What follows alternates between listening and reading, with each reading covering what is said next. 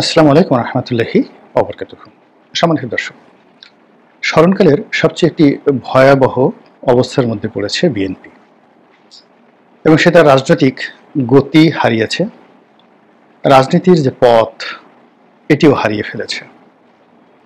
এবং রাজনীতি করার জন্য যে শক্তিমত্তা দরকার, যে সাহস দরকার, যে আত্মবিশ্বাস দরকার এবং যে চেইন অফ কমান্ড দরকার দলের মধ্যে, সেটি এখন সবচেয়ে নাজুক একটি অবস্থার মধ্যে রয়ে গেছে। ফলে আশা এবং নিরাশার দোলাচল, ভয় এবং আতঙ্কের মাঝামাঝি একটি জায়গা। পাওয়া এবং না পাওয়ার যে একটা অনিশ্চয়তা রয়েছে, সেই অনিশ্চয়তার মধ্যে এই দলটি গত 11 মাস ধরে যে কর্মকাণ্ড করে চলেছে, কথাবার্তা বলছে, রাজনৈতিক প্ল্যান দিচ্ছে, পরিকল্পনা দিচ্ছে, হুমকি দিচ্ছে, ধামকি দিচ্ছে, আপনি যদি গ্রাফ করেন বা আপনি যদি একটি বিন্দুর সঙ্গে অন্য বিন্দুর সংযোগ দেখেন, তাহলে দেখতে পারবেন যে এই গত 11 মাসে তাদের 11 বার গতি পরিবর্তন হয়েছে, তাদের কথা পরিবর্তন হয়েছে, কথার স্বর পরিবর্তন হয়েছে, তাদের মাথা কখনো উন্নত হয়েছে, মাথা কখনো অবনত হয়েছে, কখনো সন্দেহ বেড়েছে, কখনো বিশ্বাস বেড়েছে, কখনো কাউকে বন্ধু বানিয়েছে, কখনো কাউকে শত্রু বানিয়ে ফেলেছে। অনেক দিনের প্রিয় মানুষগুলোকে তারা হারিয়েছে, আবার নতুন নতুন প্রিয় মানুষকে তারা জোগাড় করে ফেলেছে। এবং এই অবস্থার মধ্যে সবচেয়ে বিপজ্জনক যে পরিবেশ তৈরি হয়েছে বর্তমানে বিএনপির জন্য, সেটা হলো তারা শত্রু চিনতে পারছে না এবং তারা বন্ধু চিনতে পারছে না, এবং তাদের মনে একটা অজানা আতঙ্ক দেখা দিয়েছে।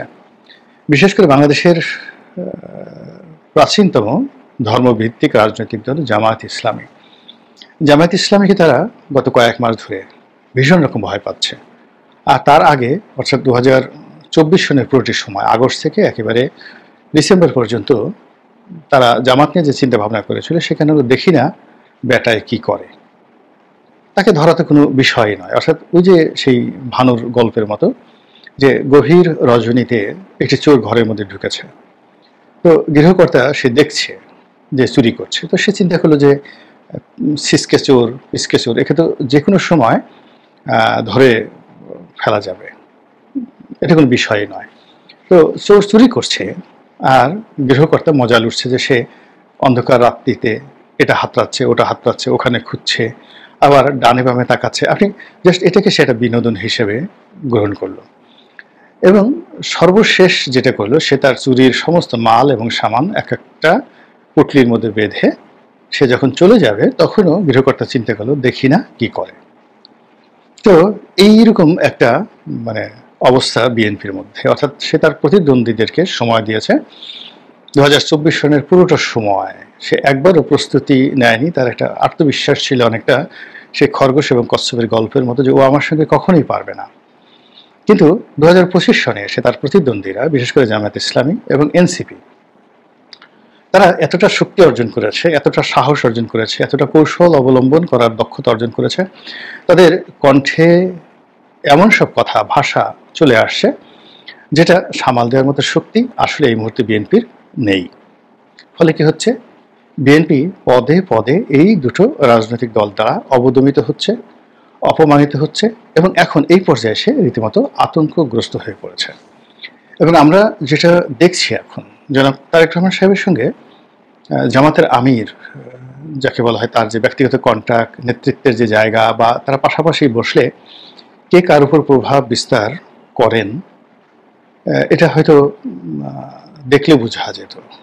কিন্তু আমরা যেটা 2024 সনে দেখেছি, সেটা হলো জামাতের আমির যদি বিএনপির মহাসচিবের সঙ্গে কথা বলতেন, কিংবা এনসিপির নাহিদ যদি বিএনপির কোনো একটা নেতার সঙ্গে দেখা সাক্ষাৎ হতেন, তখন ওই সময় আপনি আই কন্ট্যাক্টগুলো, বডি ল্যাঙ্গুয়েজগুলো লক্ষ্য করবেন যে জামাতের আমির কিংবা এনসিপির যিনি প্রধান বা অন্য প্রথম সারির যারা দলজন নেতা রয়েছেন বিএনপির, তাদেরকে কেন্দ্র করে জামাত এবং এনসিপির সর্বোচ্চ নেতৃত্ব থেকে শুরু করে প্রথম সারি যারা নেতৃত্ব, তারা এক ধরনের আনুগত্য প্রকাশ করতেন এবং এক ধরনের সমীহ তারা প্রদর্শন করতেন, যেটা 2025 সনে এসে বুমেরাং হয়ে গেছে। এখন জামাতের আমিরের সঙ্গে বিএনপির কোনো শীর্ষ নেতা ওয়ান টু ওয়ান বৈঠক করবেন, এই বিশ্বাসটা আমরা দেখতে পাই না। এখন জামাতের আমিরকে অনেকটা ইরানের আয়াতুল্লাহ মানে আলী খামেনির মতো সম্মানজনক, প্রভাবশালী একটা আধ্যাত্মিক নেতা হিসেবে মনে হচ্ছে। তার এই গত কয়েক মাসের পারফরমেন্সের কারণে তার নামে এখন আমিরে জামাত হয়ে গেছে, শায়েখে জামাত হয়ে গেছে। আমিরুল মুমিনিন বলেন জামাতে যারা লোকজন, মুসলমানদের নেতা বলেন, এবং ভবিষ্যৎ বাংলাদেশের প্রেসিডেন্ট বা ভবিষ্যৎ প্রধানমন্ত্রী রূপে, ভবিষ্যতের দ্বিতীয় উমর রূপে তাকে চিহ্নিত করার চেষ্টা করেন, এবং এই ভাইবটি জামাতের আমির নিজে ধারণ করেন। ফলে কি হচ্ছে, আগে তিনি যেখানে সচরাচর টেলিফোন করতেন, নিজে যেতেন, অনেক বিষয় তদারকি করতেন, সেই বিষয়গুলো অলমোস্ট 90% তিনি এখন দলের অন্যান্য গুরুত্বপূর্ণ নেতাদেরকে দিয়ে করাচ্ছেন। ফলে কি হচ্ছে, বিএনপি যারা প্রথম সারির নেতৃবৃন্দ রয়েছেন, এখন জামাতের সেই দ্বিতীয় সারি যারা নেতৃবৃন্দ রয়েছেন তাদের সঙ্গে আলাপ আলোচনা করে, কথাবার্তা বলে, একত্রে বসে টকশো করে তারা এক ধরনের তৃপ্তি অনুভব করছেন। আর দূর থেকে তারা দেখছেন যে জামাতের আমিরের সুবহানাল্লাহ, তার দাড়িগুলো কত সুন্দর, তার টুপিটা কত সুন্দর, তার চেহারা একই ধরনের একটা জ্যোৎস্নার ভাব চলে এসেছে। এবং কেন এই লোকজন বারবার জামাত জামাত করে, এবং কেন এই জামাতের আমিরকে নিয়ে এত আলাপ আলোচনা হয়, এই বিষয়গুলো নিয়ে তার অবাক বিষয় ভাবে আর চিন্তা করে যে আমাদেরকে নিয়ে কেন এইভাবে মানুষের আলাপ আলোচনা হয় না, আমাদেরকে কেন মানুষ চাঁদাবাজ বলে, কেন মানুষ ডন বলে, আমাদেরকে কেন আন্ডারওয়ার্ল্ডের গডফাদার বলে, এগুলো কি সহ্য করা যায়, আমাদেরকে কেন অশিক্ষিত বলে, গাঁজাখোর বলে। মানে এগুলো নিয়ে প্রচলিত রাজনীতিবিদ যারা আছেন তাদের মধ্যে বিএনপির শীর্ষ নেতারা, যাদের ইতিমধ্যে নানা রকম ট্যাগ রয়েছে বা হয়ে গেছে, তারা ভীষণ রকম অস্বস্তির মধ্যে পড়েছেন। এনসিপিও একই অবস্থা। এনসিপি যারা নেতা, কয়েকজনের নাম ধরেন, যেমন ধরুন যাকে বলা হয় নাহিদ, সার্জিস, তারপরে যাকে বলা হয় হাসনাত আবদুল্লাহ, তো ওনারা তো আছেন। এর বাইরে মন্ত্রিপরিষদে আছেন মাহফুজ এবং আসিফ মাহমুদ সজীব ভুঁইয়া। এখন মাহফুজ এবং আসিফ মাহমুদ সজীব ভুঁইয়ার যে দাপট, সেই দাপটের পাশে ব্রিগেডিয়ার সাখাওয়াত, রেজওয়ানা কিংবা ধরুন আসিফ নজরুল, তাদেরকে একেবারে নিতান্তই অপরিপক্ক মনে হয়। দেখে মনে হয় যেন তারা মাহফুজ কিংবা আসিফ মাহমুদ সজীব ভুঁইয়া তাদের প্রাইভেট সেক্রেটারি হতে পারলে তাদের খুব ভালো লাগতো। কিংবা ধরুন এই যে প্রেস সেক্রেটারি শফিকুল সাহেব, তিনিও এনসিপি বা ওই এনসিপির যারা নেতৃবৃন্দ এবং এনসিপির যে গ্রুপটি সরকারে রয়েছে তাদেরকে তিনি যে প্রিভিলেজ দেন, তিনি এখন ডক্টর ইউনূসের সবচেয়ে ডিফ্যাক্টো রাইট হ্যান্ড। তাতে মনে হয় না যে তিনি আসিফ নজরুল বা অন্য কোনো উপদেষ্টাকে ঠিক ওই রকম পাত্তা দেন যেভাবে তিনি আসিফ মাহমুদ সজীব ভুঁইয়াকে পাত্তা দেন। তিনি নাহিদ সাহেবকে বলে দিয়েছেন যে ভবিষ্যৎ প্রধানমন্ত্রী, তিনি কিন্তু ডক্টর মোহাম্মদ ইউনূসকে ভবিষ্যতের প্রধানমন্ত্রী বা প্রেসিডেন্ট বলেননি।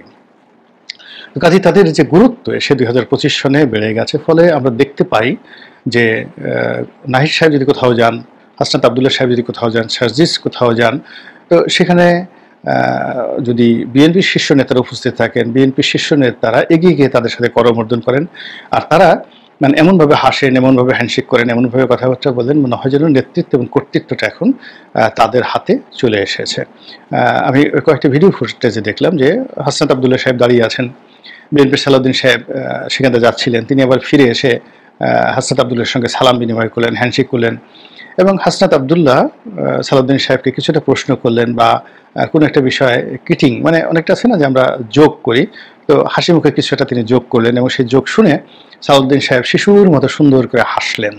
এই দৃশ্য আমরা 2024 সনে কল্পনাই করতে পারতাম না। এর বাইরে যাকে বলা হয় নাহিদ সাহেব, তিনি তো একেবারে রীতিমতো গ্র্যান্ড লিডার। তিনি এবং তার যারা লোকজন রয়েছেন, শীর্ষ যারা নেতৃবৃন্দ রয়েছেন, তাদের বডি ল্যাঙ্গুয়েজ আপনি চিন্তা করেন, এখানে যে কোটি মেয়ে যাচ্ছেন তার মধ্যে ডক্টর তাসমিন জারা, তো তাসমিন জারা সালাউদ্দিন সাহেবের কন্যার মতো, একেবারে কন্যার মতো। তারপরে সালাউদ্দিন সাহেব যে পরিবার থেকে এসছেন, উনি একজন বিসিএস কর্মকর্তা ছিলেন। আপনি চেহারা শুরু দেখলেই বুঝতে পারবেন যে অনেকটা অ্যারাবিয়ান স্টাইলের তার গায়ের রং। কক্সবাজার চট্টগ্রাম অঞ্চলের মানুষ যারা ফর্সা হন, তারা খুবই ফর্সা হন। তো সেই দিক থেকে সালাউদ্দিন সাহেবের চেহারার মধ্যে এক ধরনের রাজস্বিকতা রয়েছে, এবং তিনি খুব অল্প বয়সে মন্ত্রী হয়েছেন, এমপি হয়েছেন, বেগম খালেদা জিয়ার প্রাইভেট সেক্রেটারি হয়েছেন। অর্থাৎ রাজনীতি, রাজতন্ত্র, আভিজাত্যই বাংলাদেশে যা কিছু বোঝায় সেটা সালাউদ্দিন সাহেব পুরো মাত্রায় পেয়েছেন। আমাদের সেই 80-র দশকে যারা বিসিএস পাশ করে ম্যাজিস্ট্রেট হতেন তারা তো জানাতেন না লোক না, তারা সিএসপির মতোই সম্মানিত। তো সেইখান থেকে তার ক্যারিয়ার শুরু। তো সেই সালাউদ্দিন সাহেবের পাশে যখন তাসমিন জারা, এখন আপনি দেখবেন যে তাসমিন জারা ভালো ছাত্রী, অক্সফোর্ড থেকে সে ডাক্তারির উপর ডিগ্রি নিয়েছে, ঢাকা মেডিকেল থেকে হয়তো সে ডাক্তারি পাশ করেছে। তো এরকম তো বাংলাদেশে বিদেশে হাজার হাজার ডাক্তার ঘুরে বেড়াচ্ছে। কিন্তু আপনি যদি তাসমিন জারার চেহারার দিকে তাকান তাহলে দেখবেন যে তার সব কিছু আমাদের বাংলাদেশের আভ্যন্তরীণ বাংলার একটা নিম্ন মধ্যবিত্ত পরিবারের চেহারা, সুরত, মন, মানসিকতা, ড্রেস কোড, কথাবার্তা থেকে শুরু করে সব কিছু। তো সেই তাসমিন জারা যিনি এই এনসিপির সঙ্গে যুক্ত না হলে সালাউদ্দিন সাহেবের সঙ্গে দেখাই করতে পারতেন না। এখন তিনি সালাউদ্দিন সাহেবের একেবারে পাশের চেয়ারে প্রধান উপদেষ্টার কার্যালয়ের সম্মুখ সারিতে বসেন এবং ক্রস লেগ মানে এক পায়ের উপর আর এক পা তুলে যেভাবে ঝুলিয়ে ঝুলিয়ে সালাউদ্দিন সাহেবের দিকে একেবারে না তাকিয়ে ড্যাম কেয়ার একটা ভাব নিয়ে তিনি যেভাবে চলেন তাতে সালাউদ্দিন সাহেবের দেখে মনে হয় যে তিনি তাসনিম জারাকে যাকে বলা হয় প্রিভিলেজ দিয়েই তাকে কিন্তু রাজনীতি করতে হবে, এরকম একটা অবস্থা কিন্তু তৈরি হয়ে গেছে। এবং আমরা সেটা বিভিন্ন কর্মকাণ্ডে দেখি। এনসিপির যারা নেতৃবৃন্দ রয়েছেন তারা লাগামহীন কথাবার্তা বলছেন। তারেক রহমান সাহেব থেকে শুরু করে দলের যত শীর্ষ নেতৃবৃন্দ রয়েছেন, এমনকি বেগম জিয়া এবং শহীদ প্রেসিডেন্ট জিয়াউর রহমান, তাদেরকেও তারা ছাড় দিচ্ছেন না। তো তার বিপরীতে বিএনপির শীর্ষ নেতারা জবানে লাগাম দিয়েছেন এবং তারা এই সকল নেতৃবৃন্দ সম্পর্কে একটি টু শব্দ উচ্চারণ করতে চাচ্ছেন না, সাহস পাচ্ছেন না বা করছেন না, হোয়াট এভার মেবি। অন্যদিকে দলের যারা তরুণ তুর্কি রয়েছেন, যেমন ইশরাক সাহেব রয়েছেন, তারপরে রবিউল ইসলাম নয়ন নামে যুবলীগ নয়, যুব দলের একজন নেতা রয়েছেন। যুব দলের দুটো ভাগ রয়েছে, ঢাকা মহানগরীর একটা দক্ষিণ একটা উত্তর। তো সম্ভবত দক্ষিণ সিটির তিনি সাধারণ সম্পাদক বা এরকম কোনো একটা বড় পদে থাকবেন রবিউল ইসলাম নয়ন, ইতিমধ্যে বেশ আলোচিত হয়েছেন নানা কারণে। তো তিনিও ঠিক কট্টর ভাষায় সেই এনসিপি এবং জামাতের অনেক নেতাকে বা চরমোনাই নেতাকে সমালোচনা করেছেন বটে, কিন্তু সিনিয়রদের মধ্যে একমাত্র ফজলুর রহমান সাহেব ছাড়া আর কেউ কিন্তু জামাত নিয়ে বা এনসিপি নিয়ে এখন পর্যন্ত একটা ট্রু শব্দ করেননি। ইট মিনস জামাত এবং এনসিপিকে বিএনপি শীর্ষ নেতারা ভয় পাচ্ছেন, অথবা তাদেরকে অ্যাভয়েড করতে চাচ্ছেন, অথবা তাদেরকে পাত্তা দেওয়ার মতো কোনো কারণ খুঁজে পাচ্ছেন না। ফলে ওরা যা বলে বলুক, উই ডোন্ট কেয়ার, ওটা আমাদের কিছু আসে যায় না, এটা হতে পারে। কিন্তু বাস্তবতা হলো যে যেভাবে এনসিপির কর্মকাণ্ডের কারণে, জামাতের কর্মকাণ্ডের কারণে প্রতিদিন বিএনপিকে তার ট্র্যাক চেঞ্জ করতে হচ্ছে, বিএনপিকে তার ভাষা পরিবর্তন করতে হচ্ছে, এবং এনসিপি এবং জামাতের যে সম্মিলিত সিদ্ধান্তের সঙ্গে তাদেরকে তাল মিলাতে হচ্ছে, সেটা বিএনপির জন্য খুবই উদ্বেগজনক। যেমন গোপালগঞ্জের ঘটনা যেভাবে ঘটল, সেক্ষেত্রে দেশের প্রধানতম রাজনৈতিক দল হিসেবে বিএনপির যে স্ট্যান্ড থাকা দরকার ছিল, বিএনপির যে কথাগুলো বলার দরকার ছিল, এবং যেভাবে মানে এই গোপালগঞ্জের ইস্যুটিকে তাদের সামনে আনা উচিত ছিল, সেটা কিন্তু তারা পারেনি, তারা একেবারেই পারেনি। না পেরে তারা সেই ডক্টর মোহাম্মদ ইউনূসকে খুশি করার জন্য, এনসিপি খুশি করার জন্য, জামাতকে খুশি করার জন্য তারা সেই আওয়ামী লীগের বিরুদ্ধে কথা বলা শুরু করেছে।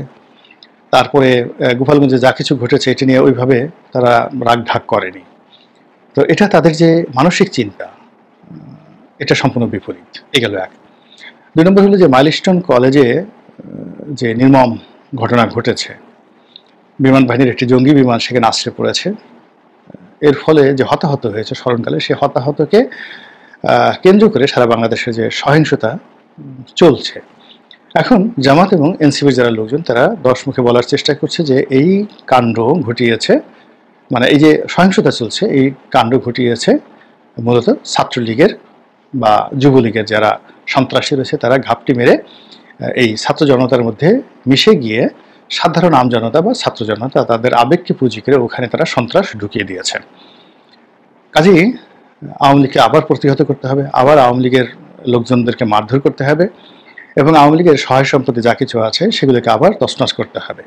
এই যে তাদের যে মনোবৃত্তি, এটার বিপরীতে ডক্টর মোহাম্মদ ইউনূসের যা করার দরকার ছিল তা যেমন তিনি করতে পারেননি, বিএনপির যা করা দরকার ছিল বিএনপি সেটা করেনি। বিএনপি বরং যেটা করেছে, আওয়ামী লীগের একটি পরিত্যক্ত ভবন, বঙ্গবন্ধু এভিনিউতে আওয়ামী লীগের কেন্দ্রীয় কার্যালয়, যেখানে গিয়ে সাধারণত ছিন্নমূল মানুষেরা মলমূত্র ত্যাগ করে, একটি অ্যাবান্ডেন্ট পরিত্যক্ত ভবন, এবং সেই ভবনে গিয়ে দেখা গেল এই ঘটনার পরে বিএনপি এবং এনসিপির যারা লোকজন তারা যুগপৎভাবে বাতি জ্বালিয়েছে, ভিতরে গিয়ে তারা পোস্টার সেটে দিয়েছে, এবং অত্যন্ত মানে জড়োয়া ভাইয়ের মতো মনে হয় যেন একই বৃন্তের দুটো ফুল, নদীর এপারে আর ওপারে যেভাবে দুটো কুল একেবারে নদীর আপন হয়ে মধ্যে স্রোতধারা প্রবাহিত করে, ঠিক তদ্রূপ আওয়ামী লীগ অফিসের এক পাশে এনসিপি আর এক পাশে বিএনপি। তারা একত্র হয়ে ওরকম একটা পরিত্যক্ত ভবনকে কেন্দ্র করে, যেখানে আওয়ামী লীগের কোনো লোক নাই, জন নাই, আওয়ামী লীগের ভূত থাকতে পারে, প্রেত থাকতে পারে, আওয়ামী শয়তান থাকতে পারে, ইবলিস থাকতে পারে, কিন্তু দৃশ্যমান ওখানে কোনো, যাকে বলা হয় বনি আদম, আওয়ামী লীগের বনি আদমকে আমরা দেখিনি। কিন্তু সেটাকে ভয় পেয়ে বিএনপি এবং এনসিপি এই দুদিন আগে তারা যেখানে পরস্পরের প্রতি বিষোদ্গার করেছে, কক্সবাজারে মারামারি করেছে, তারপরে শেষে চকরিয়াতে তারা মারামারি করেছে, অন্যান্য এলাকাতে যে সকল মারামারি হয়েছে বিভিন্ন এলাকাতে, এর পেছনে ধরে নেওয়া হয় যে বিএনপির একটা বিরাট হাত রয়েছে। তো সেই বিএনপি এই ঢাকা শহরে মাইলস্টোনের এই ঘটনার পরে তাদের মনে হয়েছে যে এখন এনসিপির সঙ্গে তাদেরকে কমপ্লাই করতে হবে, এবং সেই কমপ্লাই করতে গিয়ে তারা এনসিপির অনুসরণে আওয়ামী লীগ অফিসে চলে গেছে। তো এতে করে এনসিপি বা বিএনপি কিংবা জামাত যদি এই কাজের সঙ্গে সম্পৃক্ত হয়, এতে আওয়ামী লীগের কিছুই হবে না, কিন্তু এই নামটি আওয়ামী লীগের অফিস, বঙ্গবন্ধু এভিনিউ, যেটা মানুষ ভুলে গিয়েছিল, সেটাকে আবার স্মরণ করে দেওয়া হলো। তো একে তো নাচুনি বুড়ি, তার উপরে ঢোলের বাড়ি, মানে শেখ হাসিনা তো এমনি ওখান থেকে নানা রকম বক্তৃতা দিয়ে বেড়াচ্ছেন, বিবৃতি দিয়ে বেড়াচ্ছেন। এখন যদি তিনি বলেন যে আমাদের পরিত্যক্ত ভবন তারা পরিষ্কার করছে, আমাদের পরিত্যক্ত ভবন তারা পাহারা দিচ্ছে, ওখানে তারা অফিস করার চেষ্টা করছে, ওকে ফাইন, যেভাবে হোক তারা ওখানে অফিস টফিস করুক, আমি এটা করতে দিলাম, সময় হলে আবার আমি তাদেরকে সেখান থেকে তাড়িয়ে দেবো। বলেন তো, মানে ন্যূনতম লজ্জাবোধ যদি থাকে, তাহলে এই কথার আপনি কিভাবে উত্তর দিবেন? প্রত্যেকটা রাজনৈতিক দলেরই একটা স্বতন্ত্র বৈশিষ্ট্য থাকবে, স্বতন্ত্র প্ল্যান থাকবে, পরিকল্পনা থাকবে, প্রতিদ্বন্দ্বিতা থাকবে, প্রতিপক্ষ থাকবে, এমনকি শত্রু থাকবে। তো বিএনপি এই গত 11 মাস ধরে এভাবে শত্রু মিত্র অ্যাসার্টেন করতে পারছে না, নির্দিষ্ট করতে পারছে না। তার চেয়ে বরং জামাত এবং বিএনপিকে কখন অনুসরণ করার চেষ্টা করছে, কখন তাদের সাথে বিরোধিতা করার চেষ্টা করছে, আবার দিন শেষে ঘুরে ফিরে জামাতের সঙ্গে তারা একত্র হওয়ার বা বন্ধুত্ব করার জন্য তারা নানা রকম ফন্দি ফিকির যে চালিয়ে যাচ্ছে। এতে করে জামাত এবং এনসিপি যে শক্তিশালী হচ্ছে, এতে কোনো সন্দেহ নাই। আর অন্যদিকে বিএনপি যে ক্ষতিগ্রস্ত হচ্ছে এবং শক্তিহীন হয়ে পড়ছে, এই ব্যাপারেও আমার কোনো সন্দেহ নেই। মহান আল্লাহ আমাদের সবাইকে হেদায়েত দান করুন এবং হেফাজত করুন। আসসালামু আলাইকুম ওয়া রাহমাতুল্লাহি ওয়া বারাকাতুহু।